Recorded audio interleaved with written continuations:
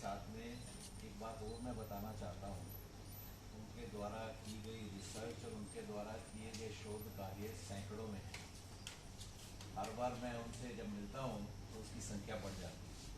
शायद 180 हो गए या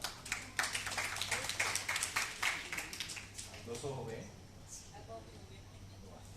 तो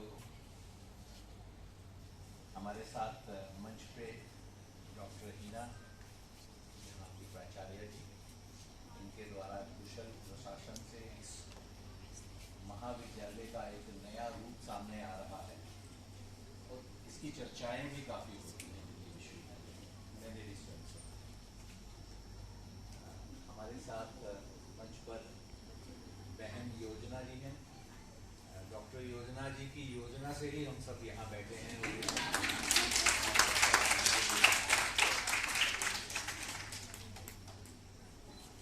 लगभग एक सप्ताह पहले प्रोफेसर निरंजन जी का मेरे पास फोन आया था कि भाई साहब आपको एक कार्यक्रम में आना है। थोड़ा संकोच से कह रहे थे कि उस कार्यक्रम के बारे में निमंत्रण देते हुए थोड़ा आपको ये बताऊंगा कि स्थान थोड़ा दूर है। तो मैंने पूछा कहाँ स्थान है, तो उन्होंने स्थान बताया विवेकानंद महाविद्यालय।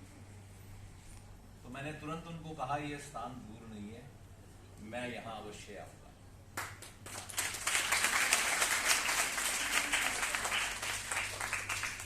उसका कारण है,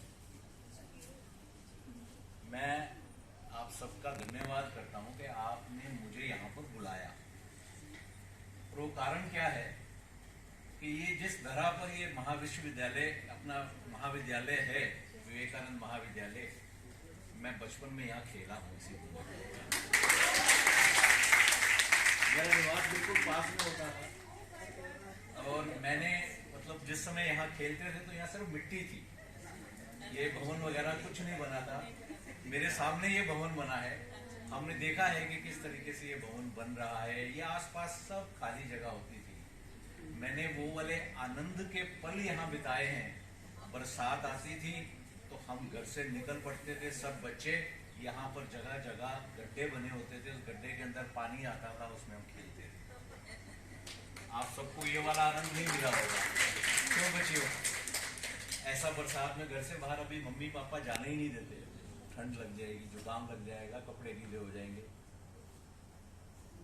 पर जो आनंद उस समय में था और जो आनंद वो यहाँ पर बरसात में घूमने का, इस मिट्टी के अंदर रोल पोल होने का, लोटपोट होकर हम अपने घर जाते थे, तो वो आनंद आप सबको नहीं मिलता है। मैं आशा करता हूँ कि माता पिता को थोड़ी सी और ऐसी आ जाए सद्बुद्धि कि आप सबको उस आनंद की तरफ भी ले जाए। हम यहाँ पर जिस विषय के लिए आए हैं, सृजनात्मक लेखन के विभिन्न आयाम, इसके बारे में सबके सब मेरे से पहले जो वक्ता आए और मेरे सामने जो प्राध्यापक गण बैठे हैं और आप सब बच्चे भी मेरे से ज्यादा ज्ञानवान हैं, इस विषय को मेरे से ज्यादा जानते हैं। सत्य है ना? तो इस विषय में मुझे क्या बताना है, मैं यही सोच रहा था। थोड़ा सा छोटा मोटा गपशप और जो मेरे अपने कुछ एक जो मैंने थोड़ा बहुत चर्चाओं में प्राप्त किया, वही मैं आपके साथ में शेयर करता हूं।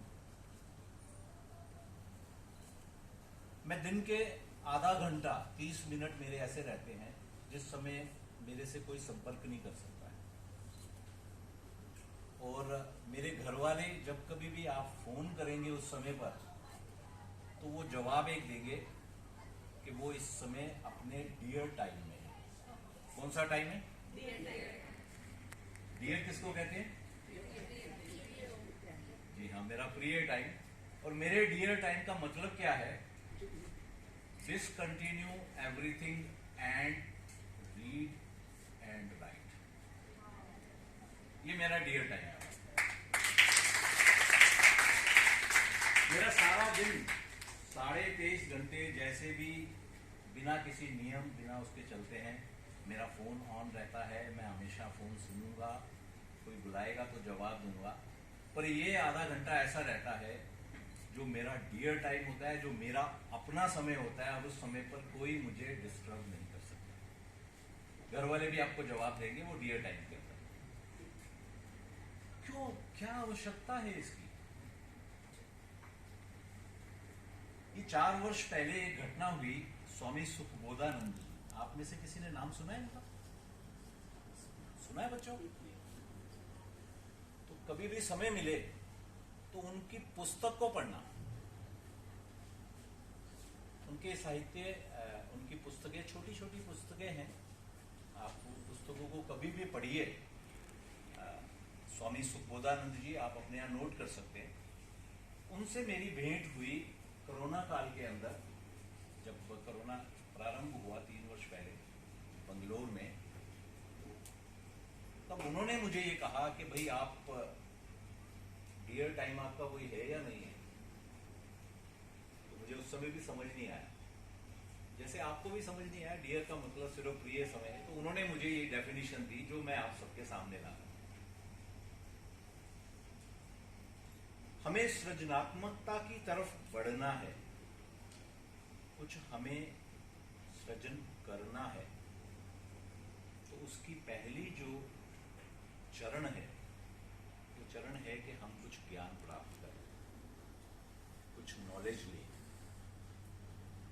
और उसके साथ में अगर हम लिखने का अभ्यास करते हैं तो उस ज्ञान को आगे बढ़ाने के एक पुण्य कार्य की दूसरी चरण की तरफ हम बढ़ते हैं। ज्ञान क्यों प्राप्त करना है? ज्ञान की आवश्यकता क्यों है? हम सब ने आजकल एक छोटा सा वीडियो वायरल हो रहा है, आपने देखा होगा। NSDL की MD एक 5 स्टार होटल में एक छोटा सा लेक्चर दे रही हैं। लेक्चर देते हुए उनको पानी की आवश्यकता हुई, उनको खांसी आई तो पानी उन्होंने मांगा। होटल को कहा स्टाफ को, तो स्टाफ पानी ला रहा था। वो स्टाफ लाता, उससे पहले मंच पर उनके साथ में केंद्रीय मंत्री निर्मला सीतारमण जी बैठी थी। वो उठ के खड़ी हुई, उन्होंने अपनी बोतल से गिलास में डाला पानी और उनके आगे रखा। ज्ञान को कितना सम्मान मिलता है, ये उसका छोटा सा होता है। सिर्फ सम्मान प्राप्त करने के लिए हमें ज्ञान नहीं लेना है, इससे आगे और भी आवश्यकता है। 1949 में एक पुस्तक पब्लिश हुई थी, जॉर्ज ऑरवेल ने उस पुस्तक को, आप, हमारा आशीर्वाद है, आप भविष्य में निर्मला सीतारमण जी से भी आगे बढ़ेंगे।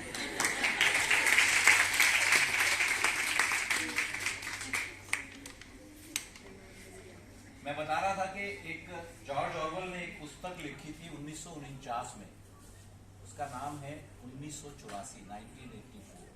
उस पुस्तक का नाम, आप में से किसी ने पढ़ी है? कभी मौका मिले उस पुस्तक को पढ़िएगा। वैसे बहुत ज्यादा मैं उसके बारे में नहीं बताऊंगा, वो पुस्तक एक अलग परिप्रेक्ष्य में लिखी गई है, अलग प्रोवोकेशन वो करती है वो पुस्तक। बिग ब्रदर के बारे में वो पुस्तक है, और उस पुस्तक के अंदर बताया गया है कि किस तरीके से सर्विलेंस के द्वारा एक सोसाइटी को कंट्रोल में रखा जाता है या अज्ञानता में रखा जाता है। जो बिग ब्रदर हैं उसमें उनका एक सेंटेंस उसमें है, वो अपने सबॉर्डिनेट्स को कहते हैं, past exist in records, archives, written forms, books, and to control the human memory, human mind and education, we need to write it in the way we want. उनका ये कहना था कि जो भविष्य है वो भविष्य को बनाने की तरफ, उस भविष्य का नया रूप लाने की तरफ पहुंचने का पहला रास्ता यह है कि हम पास्ट को सही से बनाएं। पास्ट कैसे बनेगा? पास्ट तो जो हो गया वो है, ऐसा ही है ना। जो बीत चुका है वो कैसे बदला जाएगा? वो बदलने का तरीका सृजनात्मक लेखन का जब दूसरा रूप आता है तो, और उसको ठीक करने का तरीका भी सृजनात्मक लेखन के द्वारा ही। भाई हम सबको जो इतिहास बताया गया, परोसा गया, उस इतिहास को ठीक करना भी एक लेखन का अगला कदम। तो कैसे आएगा? हमको बताया गया कि अभी भारत में तो महिलाओं का वो एक नहीं माना जाता है, उनको बराबर नहीं माना जाता है, उनको तो घूंघट ओढ़ना होता है, छोटी आयु में उनका विवाह हो जाता है, ऐसा ही बताया गया। पर असलियत तो कुछ और है, सच्चाई तो कुछ और है। ऐसा हमारे इतिहास में तो नहीं था। हम अपने देवी देवताओं को देखें, किसी के सर पे आपने पल्लू भी देखा? माता वैष्णो देवी के हाथ में कभी हमने पल्लू उनके माथे पर देखा क्या? लक्ष्मी जी के सर पे कभी पल्लू है क्या? यहां तो नारी प्रारंभ से ही पुरुषों के बराबर रही है, बल्कि उनसे ऊपर उनको माना गया है। सर्वप्रथम पूजा नारी की ही होती है। पर ये तो नहीं बताया गया। ये बताया गया कि भी पल्लू ओढ़ा जाता है, गांव में हम देखते हैं, ये भारत में कुप्रथा। ये कुप्रथा आई क्यों? भाई हमारा जो इतिहास है वो हमें बताता है कि हम दो परतंत्र सभ्यताओं के अंतर्गत रहे। दो काल ऐसे थे, एक मुगलों का काल और एक अंग्रेजों का काल। ये कुप्रथाएं तभी आई। हमारे यहाँ तो कोई आवश्यकता नहीं थी घूंघट ओढ़ने की। यहाँ पर तो नारियों को पूरा सम्मान मिलता है, उनको बराबर माना जाता है, घर में उनके पांव छुए जाते हैं। छोटी नारी के भी, छोटी बच्चियों के भी बड़े आकर पांव छूते हैं जब कन्या पूजन करते हैं। तो यहां तो आवश्यकता ही नहीं थी। ये सब कुरीतियां तो वहीं से आई। मुगल आए, हमारी बेटियां, हमारी बहनें थोड़ी सी बड़ी होंगी तो उनको उठा के ले जाएंगे। हमें घूंघट में रखना पड़ा। वो 12 वर्ष की, 13 वर्ष की होंगी तो उनको उठाकर ले जाएंगे। तो हमें क्या करना पड़ा कि ठीक है भाई, छोटी आयु में ही विवाह करके इनको ससुराल भेजें। तो ये सारी कुरीतियां वहीं से आई। हम जानते हैं कि इस्लाम ने, मुगलों ने आकर भारत की संस्थाओं को समाप्त कर दिया। हमारी जितनी भी बड़ी बड़ी संस्थाएं थी, सबसे पहला कार्य यही होता था। नालंदा विश्व के सबसे बड़े विश्वविद्यालय में से एक माना जाता था। विश्व के अनेकानेक देशों में जब ये बात आती थी कि हमें उच्च शिक्षा प्राप्त करनी है तो कहां जाएंगे? भारत जाएंगे। और नालंदा में किसी से कोई फीस नहीं ली जाती। उनका रहना, उनकी सारी सुविधा स्वयं विश्वविद्यालय से ही होती थी। तो हमने तो ऐसी संस्थाएं बना रखी थी। पहला कार्य जो हुआ मुगलों के द्वारा, इस्लाम के द्वारा, उन्होंने इन सब संस्थाओं को नष्ट करने का कार्य किया। हम सब ने अभी सुना है कि भाई कितने कितने दिन तक पुस्तकें ही जलती रही थी। इतना बड़ा हमारा साहित्य था, इतना बड़ा ज्ञान का भंडार था हमारा। अंग्रेज बाद में आए, अंग्रेजों ने इससे आगे बढ़कर पूरा इकोसिस्टम ही बदल दिया। हमारी शिक्षा प्रणाली, हमारी पद्धति, हमारे संस्कार, उन सबको एक एक करके समाप्त करने का कार्य। एक नई उन्होंने व्यवस्था ही बना दी। हम में जो कुछ भी है वो सब कुछ निम्न स्तर का है, ये भाव हम में ला दिया। सच्चाई तो ये नहीं थी। हम प्रत्येक कार्य में पीछे हैं, ऐसा तो नहीं था। सच्चाई तो कुछ और थी। कई सच्चाइयां हमारे सामने अभी तक नहीं आती हैं। हम में से कितनों को यह भी नहीं पता होगा कि 1965 तक यूनाइटेड स्टेट ऑफ अमेरिका, जो अपने आप को सबसे एडवांस देश माना जाता है, जो सबसे समृद्ध संस्कृति अपने आप को कहता है, सबसे समृद्ध डेमोक्रेसी कहता है, वो 1965 तक वुमेन्स को वोटिंग राइट भी नहीं देता था, इक्वल राइट तक नहीं। अमेरिका के कई राज्यों में ये स्थिति, पर यहां तो पहले दिन स्वतंत्रता मिलते ही सबसे पहले कॉन्स्टिट्यूशन में डाला गया कि सबके पास बराबर राइट होगा। और अभी तो देखा आपने, पिछले सप्ताह ही इसके अंदर एक कदम आगे बढ़ के विश्व की पहली डेमोक्रेसी बनी है हमारा भारत, जिसने के महिलाओं को, नारियों को बराबरी का हक दिया, उनको 33% रिजर्वेशन दी। आप सोचिए, जिस तरह से पंचायतों में, जिस तरह से बाकी निगमों में, नगर निगम वगैरह में, पार्लियामेंट और विधानसभा में कितना बड़ा परिवर्तन आएगा आने वाले 5 वर्षों के बाद, जब तक आप सब यहां से शिक्षा पूर्ण करके समाज में जाएंगे, उस समय तक आप में से कितने लीडर बनने की स्थिति में हो जाएंगे, कितने एमएलए एमपी बनने की स्थिति में हो जाएंगे। इतने बड़े परिवर्तन यहां देश में आ रहे हैं, इतने बड़े कार्य प्रशासन की तरफ से किए जा रहे हैं। विश्व में आज भारत को पहले जैसे नहीं देखा जाता। आज भारत की क्षमता, भारत की शक्तियों के बारे में पूरे विश्व को आभास हो रहा है। हमने अपनी शक्तियां भी दिखाई सबको कि हमारे यहां पर अगर आप आओगे तो हम वापस आपके देश में घुसकर भी सर्जिकल स्ट्राइक करने की क्षमता रखते हैं। सिर्फ जमीन से नहीं, आसमान से भी आपके ऊपर बालाकोट कर सकते हैं। हमने शक्ति दिखाई। अरे विश्व में समस्या आई, कोरोना काल आया, तो हमने पूरे विश्व में 70 से ज्यादा देशों को फ्री वैक्सीन बांटी, खुद डेवलप की, अपने यहां पर 300 करोड़ फ्री डोज लगाए, विश्व के अंदर भी 70 देशों को फ्री वैक्सीन बांटी। अमेरिका वगैरह किसी में ये सद्बुद्धि नहीं आई, उन्होंने सभी देशों को $300 में एक डोज दिया। उसके अंदर भी शर्तें लगाई कि अगर इस वैक्सीन से कोई साइड इफेक्ट हुआ तो कोई केस नहीं करेगा हम। अंतर देखिए दोनों में। हमने अपनी शक्ति भी दिखाई, अपना सेवा भाव भी दिखाया। क्यों? क्योंकि हमारे ये संस्कार हमारी संस्कृति से मिले हैं, ये हमारे स्वभाव में है। हमारे लिए वसुदेव कुटुंबकम हमारा सिद्धांत है। हम सिर्फ एक इसको ध्येय वाक्य सिर्फ नहीं मानते हैं, इस ध्येय को पूर्णता की तरफ भी कार्य करते हैं। हमने इसी विश्व को इस समय बताया कि हम इस विश्व के सामने अब विश्व गुरु बनकर विश्व को नई दिशा देने की तरफ तैयार खड़े हैं।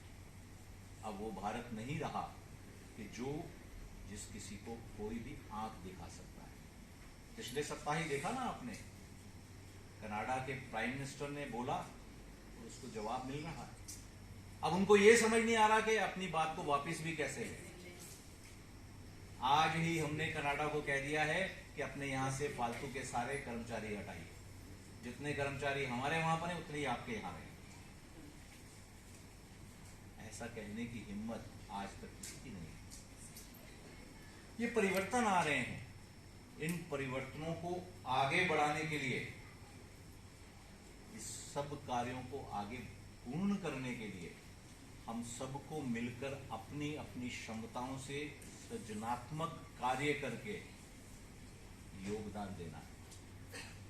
और इस सब कार्य के अंदर दिल्ली विश्वविद्यालय स्वयं आगे बढ़कर नई नई पाठ्यक्रम बना रहा है और उस पाठ्यक्रमों के द्वारा हमको ये सुविधा प्रदान कर रहा है कि हम इस राष्ट्र निर्माण के कार्य में मिलकर एक साथ होम करें, इस यज्ञ में अपनी आहुति दें।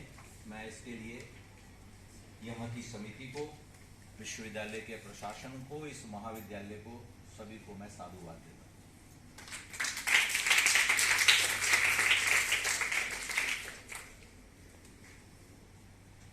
देखिए, हम सब बच्चे यहाँ पर अपने नए जीवन की ओर आ रहे हैं।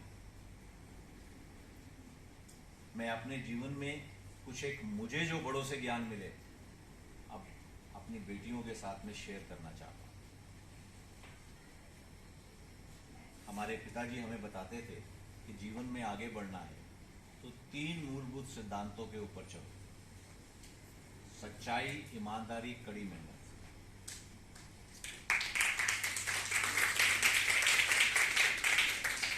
इन तीनों का कोई सब्स्टिट्यूट नहीं है।